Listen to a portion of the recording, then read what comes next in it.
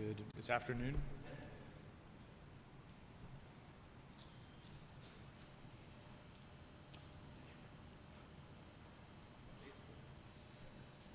All right. Good afternoon, everyone. Thank you for coming today. We're here to talk about a trending crime that puts innocent bystanders at risk, impacts consumers who are forced to pay higher prices of goods due to financial losses sustained by businesses. And this is organized retail theft. We chose this location today in Philadelphia metropolitan area because organized retail theft has impacted this area perhaps more than any other region in the Commonwealth. And that's due to the number of retail establishments here, large box stores, high-end retailers, and the traffic at those stores. 1 year ago, the Office of Attorney General launched its Organized Retail Crime Unit, and that was July 1st, 2024, to be exact. I want to share with you what that unit has accomplished, what type of criminal enterprises we are encountering and their behaviors, and what we have planned moving forward. In a year's time, this unit built a network of collaborating partners and resources to combat this highly profitable and potentially dangerous crime. We've built partnerships with law enforcement agencies, community and legislative leaders, and some of the stores and businesses that are often targeted. We will talk about investigative work that has resulted in dozens of arrests and the recovery of millions of dollars in stolen goods and some example cases from this region. But before I get there, I want to discuss what prompted the formation of our Organized Retail Crime Unit. First, I want to commend the legislature for realizing that this violent behavior was on the rise and that Pennsylvanians were being put at risk by simply going to their favorite stores to purchase clothing, electronics, and other goods. Act 42 of 2023 facilitated the creation of the Office of Attorney General's Organized Retail Crime Unit. In preparation for the statute taking effect on July 1st of 2024, we hired 10 special agents and 5 prosecutors, and they were deployed all throughout Pennsylvania. As law enforcement, we must adapt to trends in order to keep up with criminals who put communities at risk. And that is what this unit is all about. For years, the perception of hearing retail theft was shoplifting, but it has become much more complex. As I said before, even dangerous.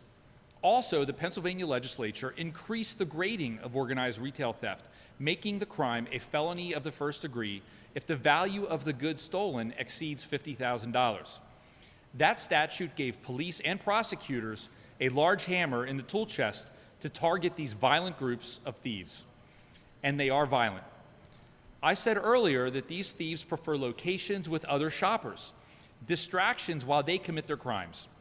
The thieves also understand that retailers instruct their employees to avoid physical confrontations in an effort to keep their employees safe. Criminal organizations exploit this by sending thieves into retail establishments knowing that they will meet little resistance, particularly here in southeastern Pennsylvania. This is very concerning to law enforcement because each and every innocent bystander, employees and shoppers, could be potentially victims of any violent act that results from the thieves doing whatever it takes to steal as many items and as fast as possible, and of course get away without being stopped. To be clear, when we talk about organized retail theft, we are not talking about someone snatching a pack of Duracell batteries and tucking them into a coat pocket. These are often swarm-style thefts with groups of individuals who invade a store and move as quickly as they can to steal as much as they can. They are fully prepared for physical confrontation with store staff or bystanders shopping in the store. And we have seen violence in these incidents both here in Pennsylvania and nationwide. These are traumatic events for shoppers who include seniors, families, and children who are unfortunate enough to be in the wrong place at the wrong time. By design, these groups are menacing, imposing, fitted to scare anyone who could potentially stand in their way. What did we do to combat this? Local police respond to the stores as they always have with retail crimes. From our perspective, the Organized Retail Crime Unit is focused on the larger scale, more sophisticated criminal enterprises. Not unlike how we approach drug trafficking our focus is on the top of the chain. Without revealing too much about our tactics, we develop intel on these groups and in many cases track their movements and MO. And that involves collaboration with police agencies, local and state agencies, because these crimes often cross municipal, county, and state borders. At the right time, we make our move, the goal being to have enough evidence to charge the leaders of these enterprises and as many of their accomplices as possible. And we have had much success with this approach. We have opened more than 65 investigations of these organized retail crime enterprises. We have charged more than 40 people. We have been able to recover approximately nearly $2 million in stolen goods. Keep in mind that that's just what we recover. The proceeds of these organizations are much more, because these organizations target high-dollar items, smartphones and other expensive electronics, premium clothing brands, small appliances from home improvement retail chains, and gift cards. These items have significant price tags. They would also be desirable on the secondary market because these crews are rarely stealing these items to keep them. They are looking to sell the items that they're stealing for cash. We are seeing that these criminal organizations are oftentimes sending the stolen goods overseas to places and countries where the goods have significantly more value than they do here in the United States. And we often intervene in these enterprises when the goods are fenced to a buyer. Many of these organizations are physically going into stores and stealing items. Some are more sophisticated than others. We've seen thieves exploiting store return and exchange policies, altering receipts, manipulating gift card balances, and also identity theft and bank fraud. We've also been involved in investigations with thieves stealing or hijacking tractor trailers and trucks hauling goods, and the thieves commandeering those goods. Before I close my comments, let me offer you a couple of recent examples. Earlier this month, we charged members of the Fifth Street Crew. The Fifth Street Crew committed approximately 49 retail theft robbery incidents at multiple retailers, including Snipes, Lululemon, Nike, Dick's Sporting Goods, and Kohl's. These crimes happened in Montgomery, Philadelphia, Bucks counties, and in New Jersey from February of 2024 through May of 2025. Their MO: a suspect and 3 to 5 other males enter a store. They select the merchandise and they flee the store without paying. In at least one incident, members of the Fifth Street Crew viciously assaulted an employee at a Snipes store in Philadelphia when he attempted to stop the theft. The largest enterprise we have taken down, we titled Operation Philly Flowers. The Philly Flowers operated in and around the southeastern Pennsylvania area. The Office of Attorney General worked with the Pennsylvania State Police and TJX Company's loss prevention officers to identify over 50 members of this organization who were engaging in a theft and fraudulent return scheme at TJ Maxx and home goods stores from July of 2022 through May of 2024. The amount stolen by this organization is over $850,000. And once we get to court with these cases, we are taking advantage of the increased felony gradings, and we have gotten some significant prison sentences as a result. We feel strongly that those sentences are stopping the respective organizations. We also feel that these sentences can have a deterring effect. I said earlier, the shoplifting perception really needs to be erased when it comes to these pack-style swarm thefts. If you participate in this behavior, you will be held accountable. Our network continues to expand. We have multiple investigations with our partners, not only throughout Pennsylvania, but also in New Jersey. And this is very important. I want to give very special thanks to the continued collaboration to the Philadelphia Police Department, the Pennsylvania State Police, Lower Merion Police, Upper Merion Police, the district attorneys throughout Southeast Pennsylvania, and President Beloga and the PA Food Merchants Association, an association which from the start recognized the need for greater protections for retail locations. And every single one of you are truly valued partners. We have several active investigations that I obviously cannot discuss today, but we will keep you informed when we have takedowns and arrests, which we will. Our methods are advancing as well. We're using GPS technology to track stolen goods to the destination where the goods are fenced, and are increasingly using AI translation technology to stop foreign actors from committing these crimes right here in Pennsylvania. And I'm about ready to turn this over to Patrick Schulte, the Chief Deputy Attorney General of our Organized Crime Section. But I just want to say again, I want to thank everyone for covering this today. And it is very important for people to recognize that if our communities aren't safe, literally nothing else matters. And citizens have every right to go shop, to go to a store, and to not have to be in the middle of a violent, organized retail theft. And business owners, retailers, have every right to run their business in a safe manner, not only for their employees, but for themselves and the community around them that rely on their goods to be able to provide things like food and appliances and clothing to their families. We in law enforcement take this very seriously, and we will continue to collaborate like we have every single day to do what we can to bring these perpetrators to justice. So with that being said, Patrick. Okay, thank you. Thank you, General Sunday. And on behalf of the Organized Retail Crime Unit, I thank you for your leadership on this very important issue. When Senator Argyle and the PA legislature sent Act 42 to Governor Shapiro's desk for signature, we had hopes that the Organized Retail Crime Unit would hit the ground running. I'm happy to report that after just 1 year from implementation, the success of the unit has exceeded my wildest expectations. As the General said, we now have 10 special agents and 5 deputy attorneys general dedicated to combating organized retail theft statewide. We have our personnel fanned out in every corner of Pennsylvania and everywhere in between.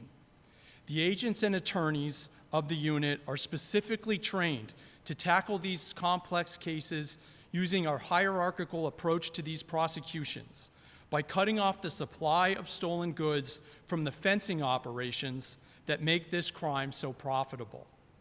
We are excited about our progress, but we recognize that there is much more work to be done. What we have seen since the unit's inception is that the most effective means to build successful organized retail crime cases is to collaborate with our local law enforcement in the communities affected by these criminal organizations. In that vein, we are so thankful that we enjoy such a good working relationship with the Pennsylvania State Police, the district attorneys, and our local law enforcement partners in this initiative. These cases require that law enforcement flood the zone. The criminals are flooding the zone, and we have to match their effort. And we could not do this without the critical assistance of those partners, our law enforcement partners, particularly here in Southeast Pennsylvania. AG Sunday is a firm believer in the collaborative approach to prosecution, and we have found that that mindset is a perfect match to beating back organized retail crime. Now I would like to invite to the podium Sergeant Logan Browse of the Pennsylvania State Police. Thank you, Chief Deputy Schulte, and good afternoon, everyone. On behalf of the Pennsylvania State Police, I would like to congratulate the Organized Retail Crime Unit on a very successful inaugural year. The Pennsylvania State Police proudly partnered with the Organized Retail Crime Unit on one of its first major investigations, and we look forward to our continued teamwork. In that case, an organized retail theft crew manipulated return policies when they exchanged stolen merchandise for credit, resulting in over $850,000 in losses to stores in southeastern Pennsylvania. This investigation emphasizes the need for organized retail crime unit. Theft schemes have become more sophisticated and losses to stores have become greater. We all pay the price, from higher goods to lower paying retail jobs.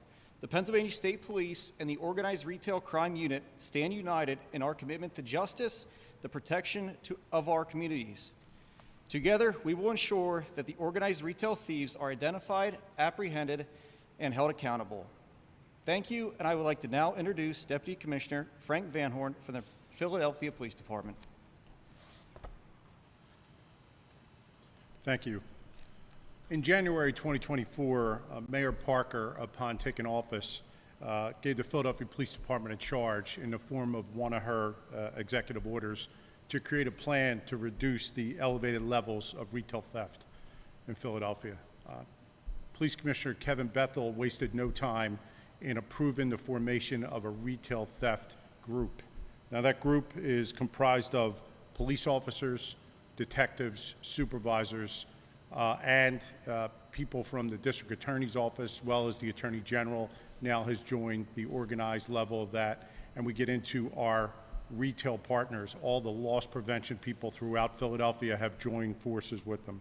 Our initial analysis of this problem in Philadelphia was that a very small percentage of people were committing about 74% of our retail thefts in Philadelphia.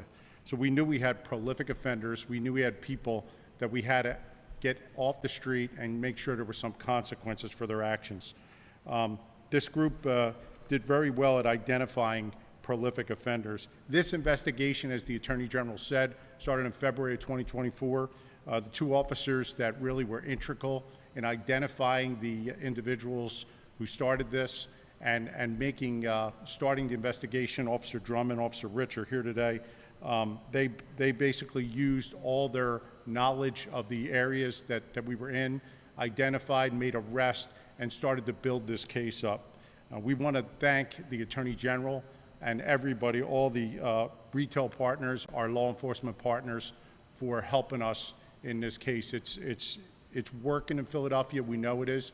Retail theft in Philadelphia is down about 13%. That's about 1,300 plus cases. And our arrest rate's over 40% up, and that's over 500 cases. So I want to thank you, and I'll turn things over to Lieutenant Coyle from Upper Merion Police.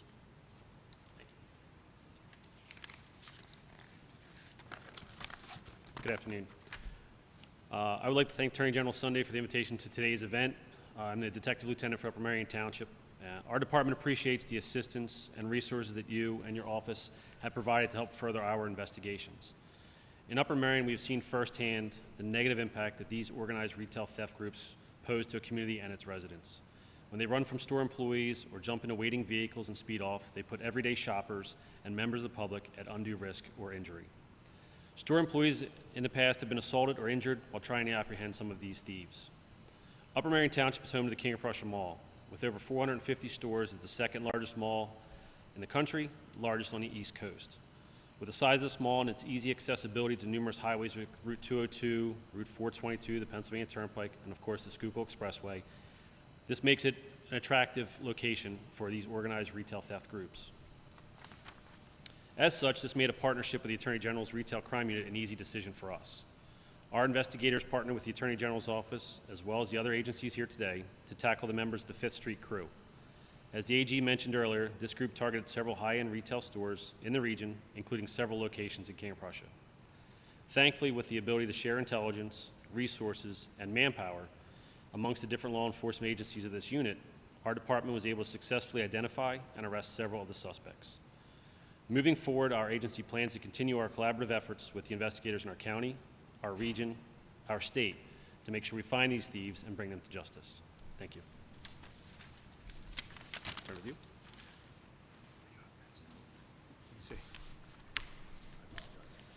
It is. Alex, it's you. Okay. All right. Save the best for last. Yeah, thank you. My name's Alex Beloga, and I'm president and CEO of the Pennsylvania Food Merchants Association. We are a statewide trade association that advocates for a diverse membership of grocers, convenience stores, manufacturers, wholesalers, distributors, retailers, and service providers across the food and beverage industries. This is really a critical issue to our membership. Somewhere in Pennsylvania, someone is going to one of our stores every day.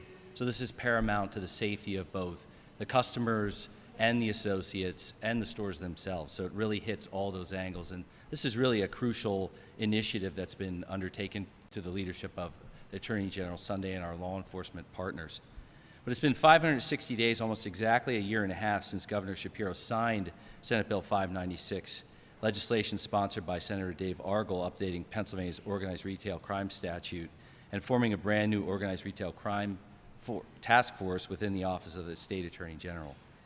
It's been 360 days since that task force came online and began the hard work of taking on criminal organizations operating throughout Pennsylvania and the country. And on behalf of PFMA and the food retailers across the state that we represent and beyond, we could not be more proud of the work that we've done together or more grateful of Attorney General Sunday and the agents working in the ORC office for their dedication and diligence in taking on this responsibility. For a long time, it felt like businesses were fighting a lone and losing battle against criminal organizations who were making a profession out of stealing everything from steak to infant formula with the sole intention of reselling it for profit online or through a fence. Increasingly brazen and prone to violence, these groups have been responsible for millions of dollars in product theft across Pennsylvania. They threaten the livelihoods of small mom-and-pop stores, subject hardworking store staff to violence and abuse, and put families at risk by disrupting this chain of custody for products like over-the-counter medicine and health aids. They exploit and manipulate people with mental health and substance abuse disorders into committing criminal acts, and for far too long took advantage of outdated laws that could not meet the level of sophistication and savvy with which these crimes were being committed. So we want to thank Senator Argel and all our allies in the legislature and across the state government, again, along with Attorney General Sunday, our law enforcement partners, Governor Shapiro, and others for helping us to get to this point in combating this issue. This event does not by any means signal a let-up of our efforts in going after these offenders and these criminal enterprises, but it's an appropriate time and a worthwhile opportunity to take a step back and assess the job that's been done so far and rededicate ourselves to the work that we have ahead. Our members stand with the Attorney General, his team, and law enforcement across the state and beyond who are committed to eradicating this form of criminal activity. Thank you. Thank you very much. So does anyone have any specific questions about this issue? Yes. What types of ranges of punishments would the people who have been caught be facing, whether they be participants or the ringleaders? Well, it depends on what they're charged with. I mean, they could be a corrupt organization. They could be charged, obviously, with regard to organized retail theft as a felony. I mean, depending upon how many counts they have, I mean, these people could potentially be looking at decades in prison, potentially decades in prison. Yep. Some of the items that people are most likely to steal. Do you want to talk about that? Do you want to, I don't know if you want specifics.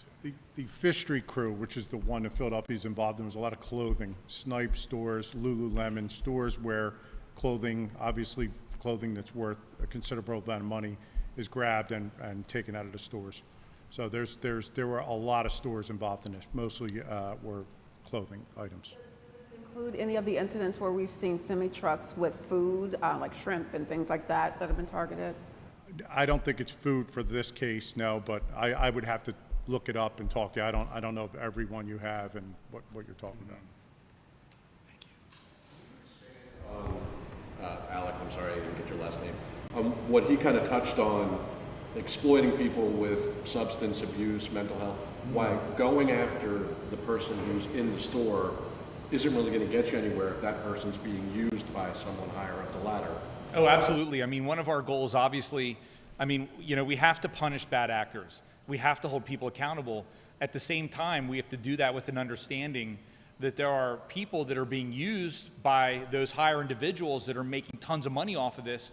And the people that are being used oftentimes are people that are struggling with severe addictions, people with struggling with different mental health issues, co-occurring diagnoses, all kinds of issues going on. And if we really want to stop this, and I know that all my partners here that are working on this together, we all recognize that if you want to stop the most serious actions, you have to go after the people that are organizing it, the people that are making money off of it, and the people that are exploiting those other individuals to use them to get this done.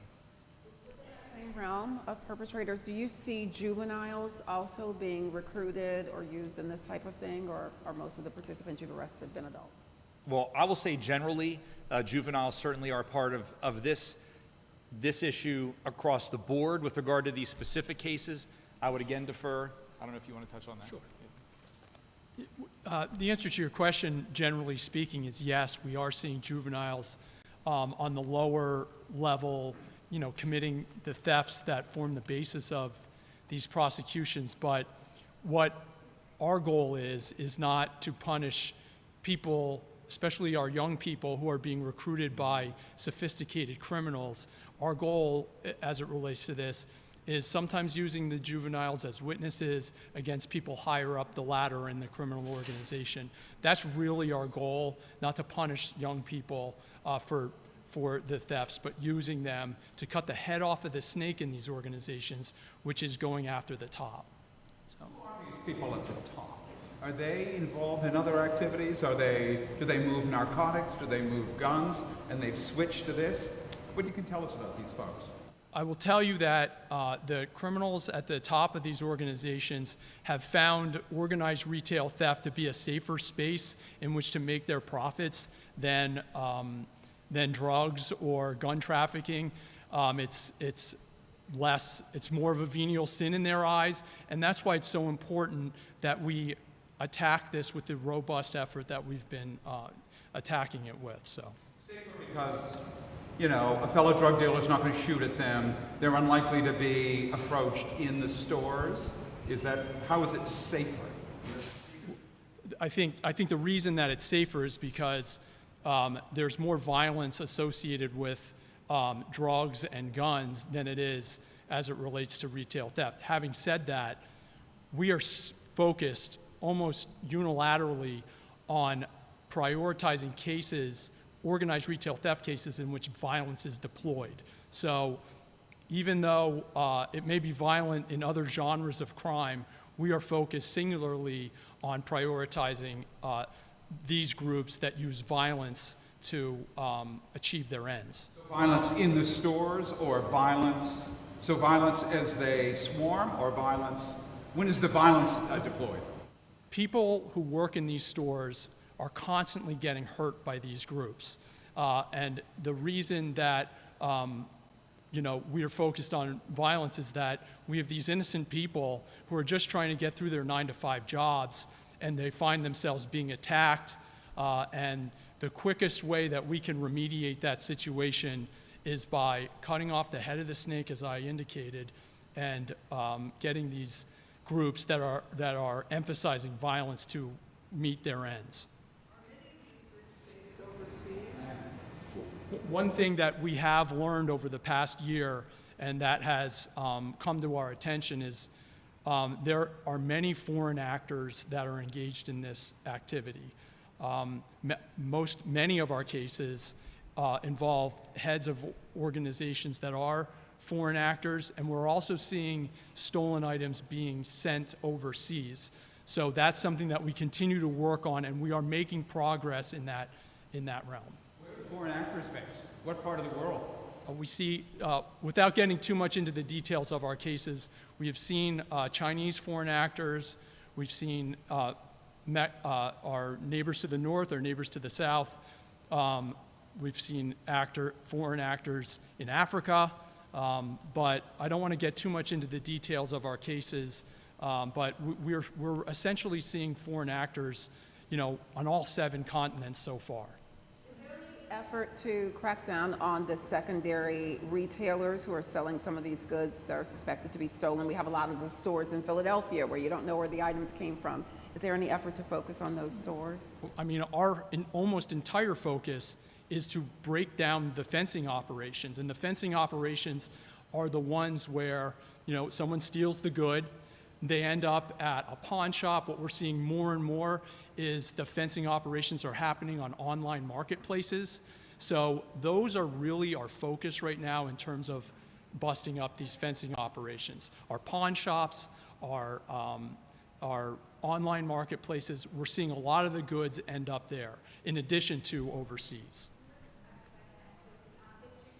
Large-scale operations mentioned. How do the incident rates compare out here on the Montgomery County suburb versus the city of Philadelphia?